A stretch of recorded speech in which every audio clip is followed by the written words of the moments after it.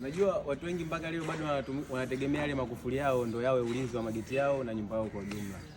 Lakini ukweli ni kwamba makufuli kama makufuli yanaweza akafojiwa na zile funguo nani au unaweza ukajisahau ulipoweka funguo alafu ukafika getini ukaanza kufanyaje kujisachi au kupoteza muda tena wa kuingia ndani.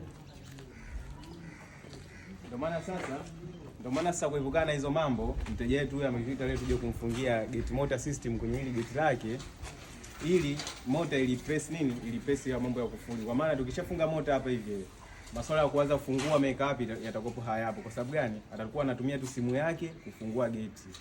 Na kama tunavyojua kwa ulimwengu wa sasa hivi mtu kusahau simu alipoiweka anapofika getini uongo. Kwa sababu simu ni kama ofisi, muda wote ipo mfukoni. So far akifika tu hapa getini kwake anawasha simu yake anaingia. Na lakini pia hiyo mota itakuwa ni kama loki. Kwa maana ipi? Ile mota tunaunganisha inaungwa na umeme, alafu ndo kuna namna tunaunganisha na hii kwenye geti. Kwa hiyo ina maana itakuwepo kwamba kile kitendo ambacho ulikuwa unatumia kufuli kulock geti lako ndio itakuwa inalokiwa na mota. Ina maana mtu hapa akija akisukuma geti ikiwa kwenye system ya mota, akija kusukuma kwa mikono haitowezekana. Kwa sababu atakuwa anashindana na umeme ambao umeunganishwa kwenye ile mota.